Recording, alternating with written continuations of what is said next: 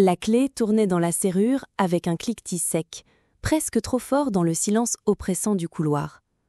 Mes doigts tremblaient, glissant sur le métal froid, et l'odeur de peinture fraîche me piquait la narine. Derrière la porte rouge, un monde inconnu m'attendait. J'avais hésité, figé sur le palier, le cœur battant à tout rompre. Qu'est-ce que je fais ici ? Mais la curiosité, cette pulsion brûlante, m'avait poussé à ouvrir. La porte s'entrebâilla, révélant une pièce baignée d'une lumière tamisée où un homme se tenait, dos à moi, sa silhouette découpée contre la fenêtre. « Lucie », murmura-t-il sans se retourner, sa voix grave résonnant dans ma poitrine comme un écho. Je ne voyais pas son visage, mais je savais déjà que cette rencontre allait tout changer. Je m'appelle Lucie, j'ai 30 ans, et ma vie est un tableau soigneusement peint où chaque détail semble à sa place. Mariée depuis 5 ans à Thomas, un architecte talentueux, nous vivons dans un appartement lumineux du 11e arrondissement de Paris, avec des plantes vertes et des livres empilés sur chaque surface. Thomas est l'homme que tout le monde admire, intelligent, patient, toujours prêt à m'écouter raconter ma journée de professeur de littérature avec un sourire indulgent. Nos amis nous envient, postant des commentaires élogieux sur nos photos de vacances. La Toscane l'été dernier, nos rires capturés sous un olivier. Mais sous cette perfection, il y a un vide, une routine qui s'est installée comme une ombre. Les conversations avec Thomas se réduisent à des banalités. Courses, factures, projets de rénovation. Je l'aime bien sûr, mais parfois, en pleine nuit, je fixe le plafond me demandant si c'est tout ce que la vie me réserve. Jusqu'au jour où, il y a 2 semaines, un message anonyme est arrivé par courrier. Une enveloppe blanche, sans expéditeur, contenant une clé en laiton et une note. Rendez-vous au 17 rue des Lilas. Dernier étage, porte rouge. Vendredi, 20h. Pas de signature, juste une écriture élégante, presque trop parfaite. Mon premier réflexe fut de la jeter, mais quelque chose, une curiosité malsaine peut-être, m'en empêcha. J'ai caché la clé dans mon sac, mentant à Thomas sur un dîner avec une collègue. Ce vendredi-là, je me suis retrouvée devant un immeuble haussmannien, le cœur cognant, la clé brûlante dans ma paume. Pourquoi étais-je là ? Qui m'avait envoyé ? Était-ce une erreur ou un piège ? Je suis montée, chaque marche grinçante amplifiant ma peur et mon excitation. L'homme mystérieux m'attendait dans l'appartement. Quand il se tourna, je vis ses yeux pour la première fois. D'un gris orageux, perçant, comme s'il pouvait lire chaque secret que je gardais enfoui. « Tu es venu ?» dit-il, un sourire en coin, et je sentis mes joues s'embraser. Il s'appelait Adrien, du moins c'est ce qu'il m'a dit. Il ne m'a pas donné son nom de famille et je n'ai pas demandé. Il y avait quelque chose dans sa manière de bouger, fluide et assurée, qui me désarmait. L'appartement était minimaliste, un canapé en cuir noir, une table basse en verre, des rideaux lourds bloquant la lumière du dehors. Une odeur de cèdre et de tabac flottait dans l'air, mêlée à une note plus douce, peut-être de jasmin. Il m'a offert un verre de vin, ses doigts effleurant les miens, et j'ai bu trop vite, sentant l'alcool réchauffer ma gorge et dissoudre mes inhibitions. Nous avons parlé, ou plutôt, il m'a fait parler. De ma vie, de Thomas, de ce vide que je n'osais nommer. « Tu mérites plus », murmura-t-il, ces mots comme une caresse. J'ai ri nerveusement, mais ses yeux ne riaient pas. Ils me fixaient, intense, prometteur. Quand il s'est approché, son souffle chaud contre mon oreille, j'ai senti mon corps répondre malgré moi. « Reviens demain », dit-il avant que je ne parte, glissant une nouvelle clé dans ma main. Une copie, comme pour sceller un pacte. J'ai hoché la tête, incapable de dire non. Et je suis rentrée chez moi, les joues en flammes, l'odeur de cèdre encore accrochée à mes vêtements. Ce soir-là, Thomas m'attendait avec un dîner préparé, des bougies allumées sur la table. « Tu as l'air différente », dit-il, ses yeux bleus scrutant mon visage. Mon cœur s'est arrêté. Différente ? Était-ce l'odeur d'Adrien sur moi ? Ou le secret que je portais déjà comme un poids dans la poitrine ? J'ai souri, prétextant la fatigue, mais intérieurement je paniquais. Et puis il a ajouté, presque distraitement, « J'aime cette nouvelle odeur sur toi. C'est quoi ?» Mon souffle s'est coupé. Ce n'était pas mon parfum, c'était celui de l'appartement, celui d'Adrien, qui s'était infiltré dans ma peau. J'ai balbutié une excuse, un échantillon reçu au magasin, mais ces mots résonnaient comme une alarme. Connaissait-il cet endroit? Ou était-ce juste une coïncidence? En montant me coucher, j'ai jeté un regard à la clé cachée dans mon sac, et une question m'a transpercée. Qu'avais-je déclenché en ouvrant cette porte rouge? Le cliquetis de mes talons sur le trottoir résonnait comme un métronome dans la ruelle de sombre du Marais. L'air frais de novembre me mordait les joues, mais à l'intérieur, j'étais en feu. Mon sac à main pesait lourd contre mon épaule, comme si le poids de mes secrets s'y était logé. J'avais dit à Alexandre que j'avais une réunion tardive ce soir-là. Un mensonge glissait avec une aisance qui me terrifiait. Il m'avait embrassée sur le front avant que je ne parte. Son odeur familière de café et de savon m'enveloppait un instant, me rappelant tout ce que je risquais. Mais cette pensée s'était envolée dès que j'avais poussé la porte de l'hôtel, dès que j'avais vu Julien, adossé au comptoir de la réception, son regard perçant déjà posé sur moi. « Chambre 312 » murmura-t-il en me tendant la clé, ses doigts effleurant les miens, déclenchant une décharge électrique dans tout mon corps. Dans l'ascenseur, le silence entre nous était chargé, presque palpable. Je pouvais entendre le bourdonnement discret des néons au-dessus de nous, sentir la chaleur de son corps à quelques centimètres du mien.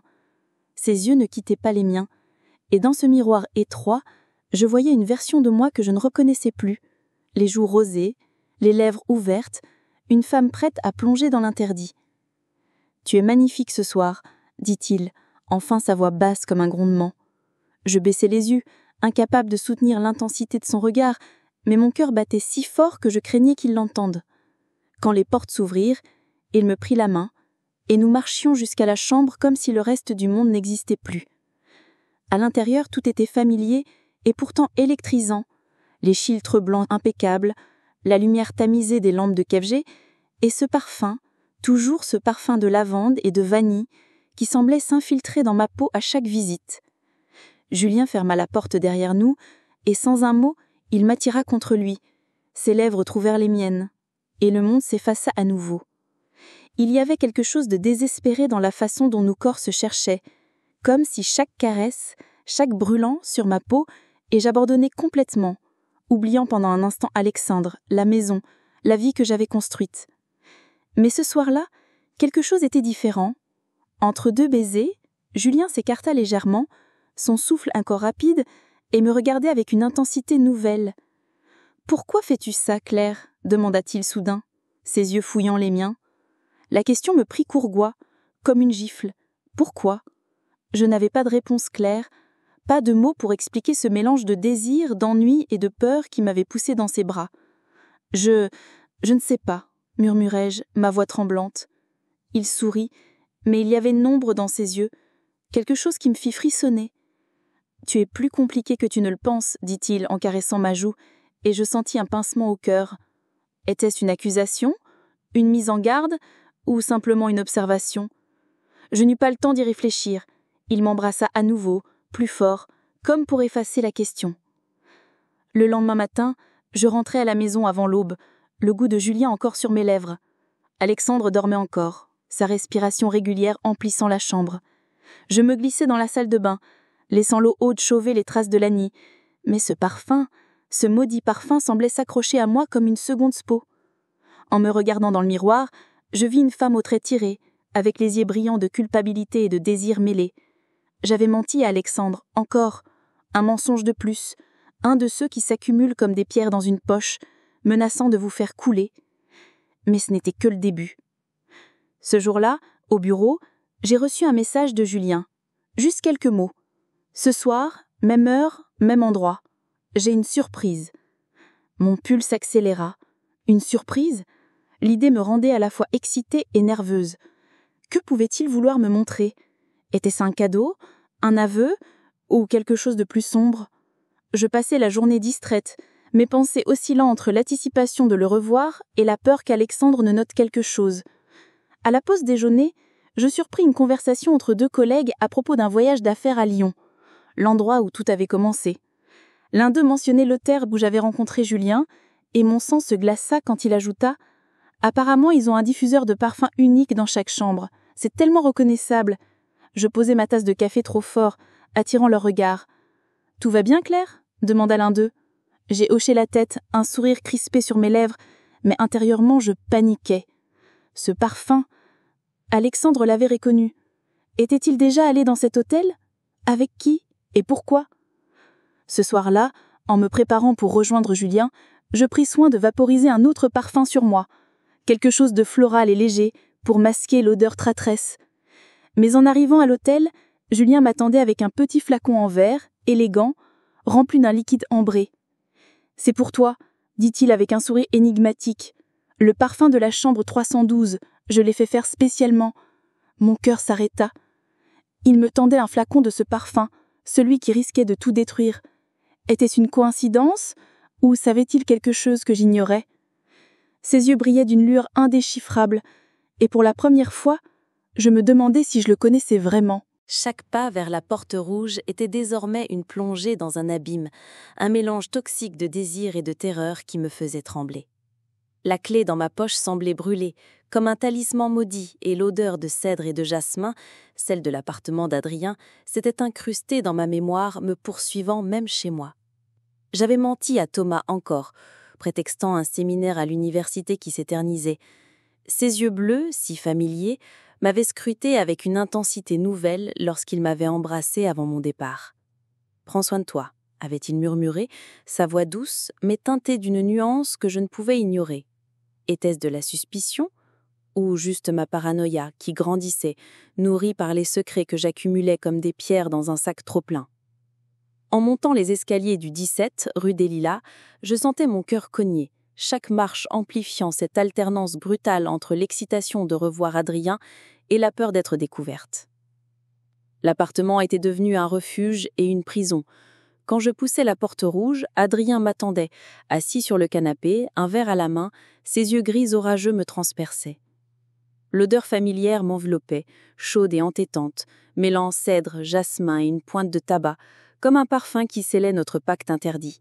« Tu es en retard », dit-il, un sourire en coin, mais il y avait une tension dans sa voix, une urgence que je n'avais pas remarquée avant. Il se leva, s'approchant lentement, et je sentis mon corps répondre malgré moi, mes joues s'embrasant sous son regard. Ses doigts effleuraient mon bras, déclenchant une vague de chaleur, mais ses mots me glacèrent. « Tu es sûr que Thomas ne se doute de rien ?» La question, posée avec une nonchalance feinte, me frappa comme un coup. Pourquoi demandait-il ça? Savait-il quelque chose? Mes lèvres tremblaient, mais je forçai un sourire. « Non, il ne sait rien. » Mensonge. Un de plus. Mais intérieurement, je hurlais « Et toi, Adrien, que caches-tu » Nos rencontres s'intensifiaient, devenant plus risquées, comme si nous défions le destin. Un soir, au lieu de rester dans l'appartement, Adrien insista pour sortir. « Un verre dans un bar discret » murmura-t-il, ses lèvres frôlant mon oreille.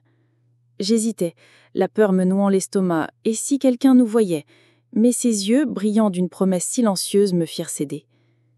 Nous nous retrouvâmes dans un bar sombre du quartier, les murs tapissés de velours rouge, l'air chargé d'odeurs de whisky et de cigarettes. Assis dans un coin, nos genoux se touchant sous la table, nous parlions à voix basse, comme des conspirateurs. Ses doigts traçaient des cercles sur ma main, et chaque contact était une étincelle, un mélange de plaisir et de danger. Mais en jetant un coup d'œil vers la porte, je crus voir une silhouette familière, Thomas, disparaître dans la foule. Mon cœur s'emballa, et je renversai mon verre, attirant l'attention d'Adrien. « Qu'est-ce qui ne va pas ?» demanda-t-il, ses yeux plissés. « Rien, mentis-je, mais mes mains tremblaient. Était-ce vraiment lui, ou ma paranoïa qui me jouait des tours? À la maison, la tension montait. Thomas devenait plus attentif, posant des questions anodines qui sonnaient comme des pièges. « Tu passes beaucoup de temps à l'université ces jours-ci ?» dit-il un soir en épluchant des légumes pour le dîner, le couteau glissant avec une précision inquiétante. Je hochai la tête, évitant son regard, sentant la sueur perler dans mon dos. « Beaucoup de travail », murmurai-je, mais ma voix sonnait fausse, même à mes oreilles. Il ne répondit rien, mais son silence pesait, lourd de sous-entendus. La nuit, je ne dormais plus, sursautant au moindre bruit, un craquement dans l'appartement, le bourdonnement de son téléphone sur la table de chevet. Était-il réveillé, à m'observer, ou étais-je en train de perdre la tête? La culpabilité me rongeait, acide, mais le désir pour Adrien était plus fort, une addiction que je ne pouvais pas briser. Les signes inquiétants s'accumulaient, comme des miettes menant à une vérité que je refusais de voir. Un matin, en fouillant dans mon sac pour trouver mes clés, je tombais sur une carte de visite glissée là sans que je m'en rende compte. Un nom, Adrien Moreau. Était-ce son vrai nom? Et pourquoi cette carte maintenant? Je la froissais, le cœur battant, mais une question me hantait. Qui l'avait mise là? Adrien? Ou quelqu'un d'autre? Puis il y eut cet appel anonyme, en plein milieu d'un cours. Une voix déformée, féminine peut-être, murmura « Arrête pendant qu'il est temps ». La ligne se coupa avant que je puisse répondre et je restai figé devant mes étudiants, le tableau blanc flou devant mes yeux. Était-ce une menace? Une mise en garde? Et de qui? Thomas? Ou quelqu'un lié à Adrien? La paranoïa s'enracinait, transformant chaque regard, chaque mot en danger potentiel. Les rencontres avec Adrien devenaient des jeux de roulette russe. Un après-midi, il m'emmena dans un parc, loin du centre-ville, où les arbres dénués par l'automne formaient une voûte sinistre. L'odeur de feuilles mortes et de terre humide emplissait l'air, et nous nous embrassâmes derrière un chêne, nos souffles formant des clouds dans l'air froid. Mais au milieu de cette passion, il murmura « Thomas n'est pas l'homme que tu crois ». Je reculai le souffle coupé. « Qu'est-ce que tu veux dire ?» demandai-je, la voix tremblante. Il hésita, ses yeux fuyant pour la première fois.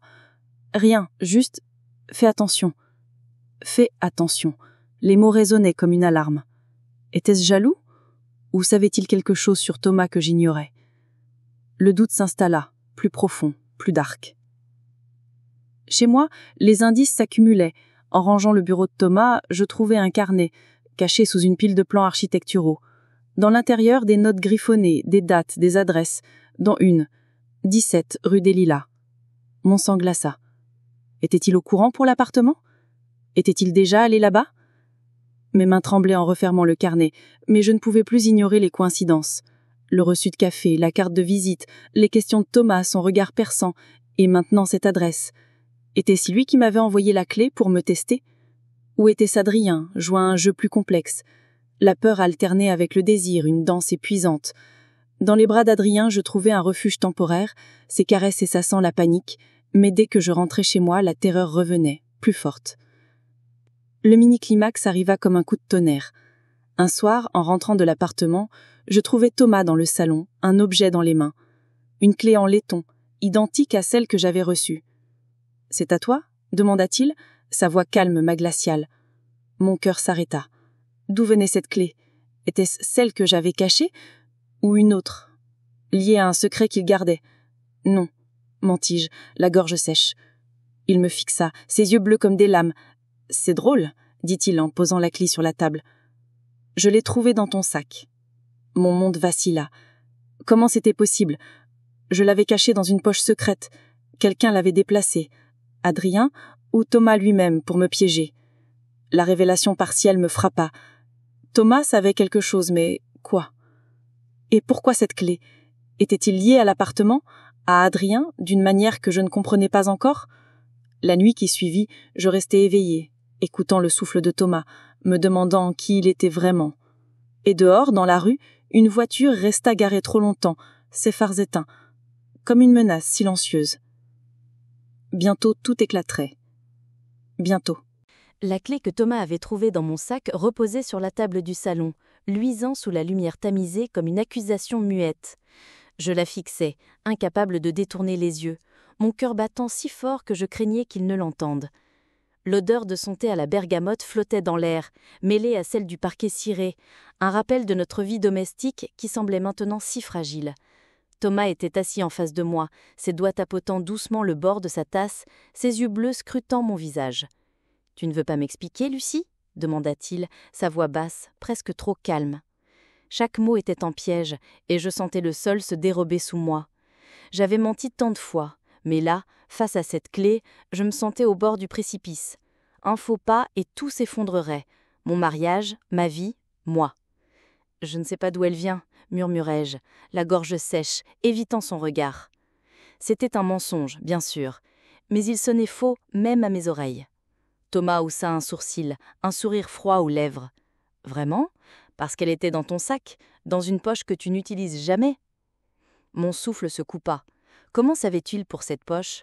Avait-il fouillé mes affaires méthodiquement, à la recherche de preuves?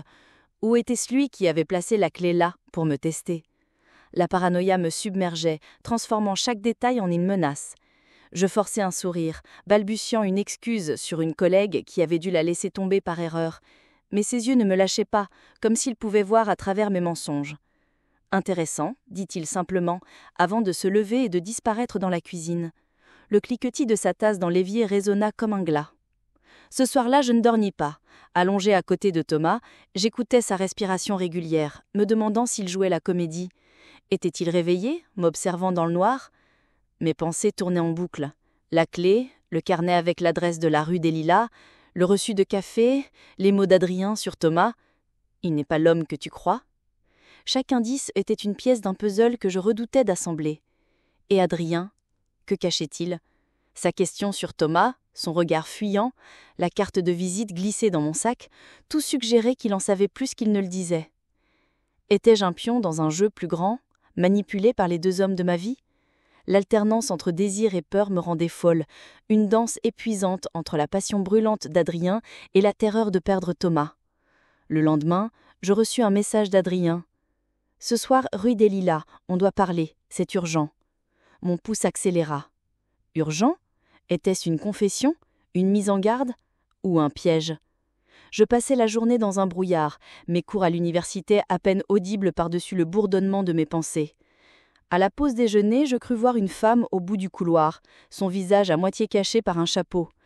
Était-ce la même silhouette que j'avais aperçue dans la foule au bar? Mes mains tremblaient en corrigeant des copies, et quand une collègue me demandait si j'allais bien, je hochais la tête, incapable de parler. La peur s'infiltrait partout, transformant chaque regard en une menace, chaque bruit en un avertissement. En arrivant au 17 rue des Lilas, la nuit était tombée, les réverbères projetant des ombres mouvantes sur les pavés humides. L'ambiance semblait plus sinistre, ses fenêtres comme des yeux scrutateurs. Je montai les escaliers, l'odeur de peinture et de moquette usée me piquant les narines, et poussai la porte rouge. Adrien m'attendait. Mais il était différent, nerveux, ses doigts tapotant contre sa cuisse, ses yeux évitant les miens. L'odeur de cèdre et de jasmin emplissait la pièce, mais elle semblait plus lourde, presque suffocante.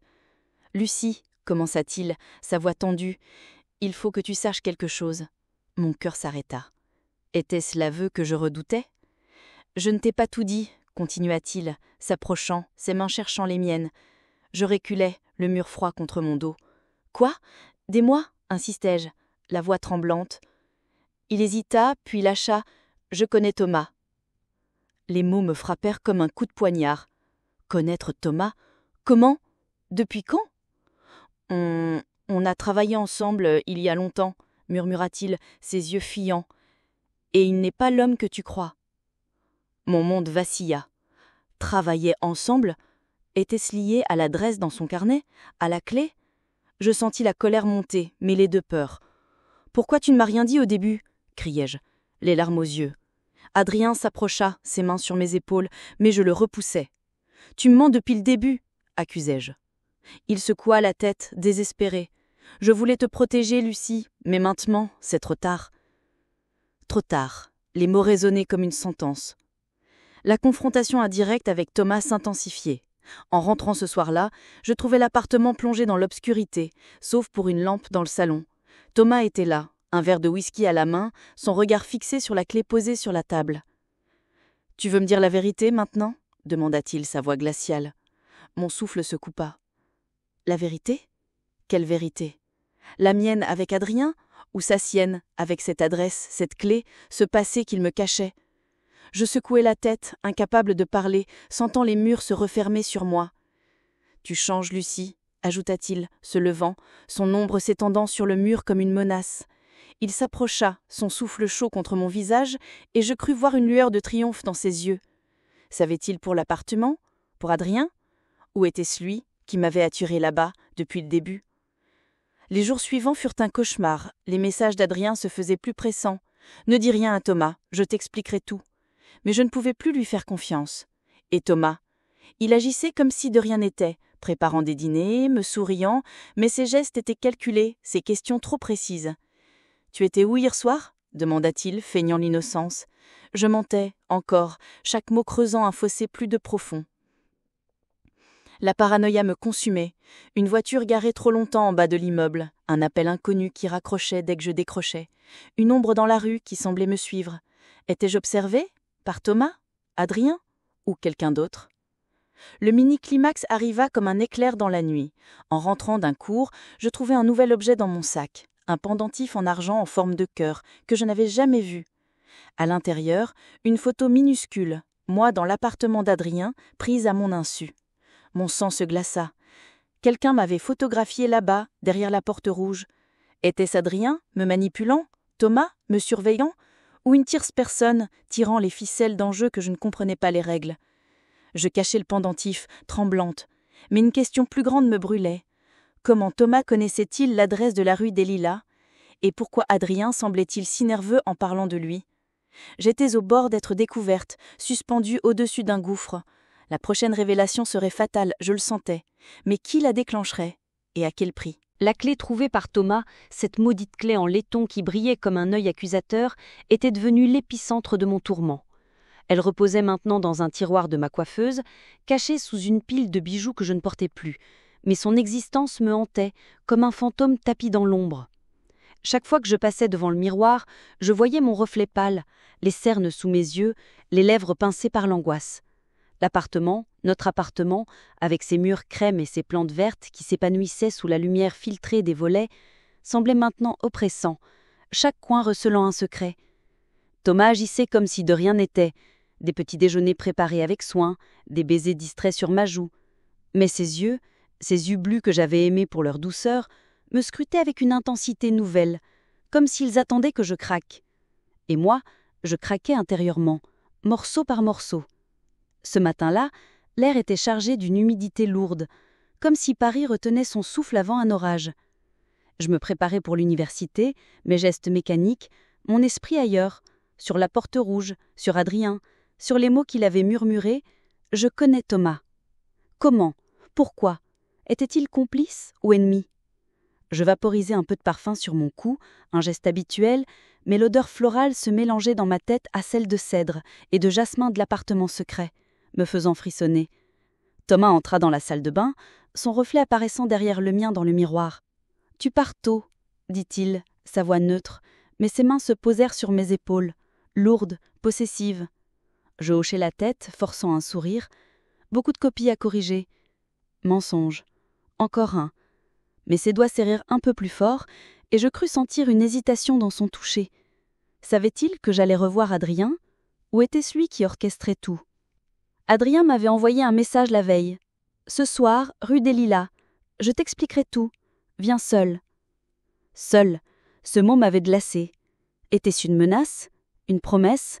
J'avais passé la nuit à tourner en rond, imaginant les pires scénarios. Adrien et Thomas, anciens associés dans un projet sombre, me piégeant pour une raison que je ne comprenais pas. Ou peut-être Adrien était-il un détective engagé par Thomas pour tester ma fidélité. Les questions s'empilaient, chacune plus pesante, et je ne pouvais plus reculer. En quittant l'appartement, je jetai un dernier regard à Thomas, occupé à lire son journal, et une vague de culpabilité m'envahit. Je l'aimais encore, malgré tout, ou du moins j'aimais l'idée de nous, cette vie stable et que j'avais mise en péril pour un frisson. À l'université, la journée fut un calvaire. Mes étudiants débattaient de littérature romantique, leur voix enthousiaste contrastait avec le chaos dans ma tête. « L'amour est-il toujours destructeur ?» demanda l'un d'eux, et je faillis rire amèrement. « Oui, pensai-je, quand il est bâti sur des mensonges. » À la pause, je reçus un appel anonyme. Je décrochai, le cœur battant. Une respiration lourde, puis « Ne va pas ce soir !» La ligne se coupa.